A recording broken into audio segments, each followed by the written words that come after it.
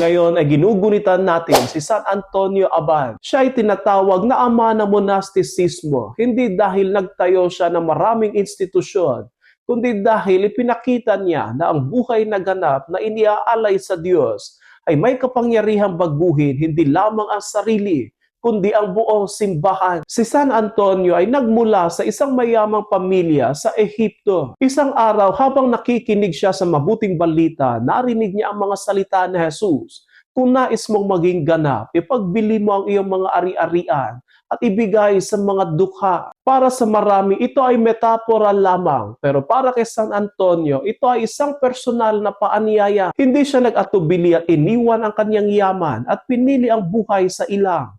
Isang buhay ng panalangin, pag-aayuno at pakikipaglaban sa tukso. Sa katahimikan ng disyerto, hinarap ni San Antonio ang pinakamalalim na digmaan, ang digmaan ng puso. Doon niya naranasan ang mga tukso ng takot, pagmamataas at kawalan ng pag-asa. Ngunit sa pamamagitan ng panalangin at lubos na pagtitiwala sa Diyos, natutunan niya na ang tunay na kalayaan ay hindi ang paggawa ng lahat ng kagustuhan, kundi ang paghahari ng Diyos sa kalooban ng puso. Bagaman pinili niya mag-isa, ang kanyang kabanalan na hindi nanatiling pribado lamang. Ang mga tao ay kusang lumalapit sa kanya, humihingi ng payo, paggaling at kaliwanagan. Ang taong tumakas sa ingay ng mundo ay naging tinig na pinapakinggan ng mundo. Ipinapakita nito na ang buhay na malalim na nakaugat sa Diyos ay natural na nagbubunga ng malasakit sa kapwa. Sa ating lipunan na puno ng distraksyon at ingay, ang halimbawa ni San Antonio ay nag-aanyaya sa atin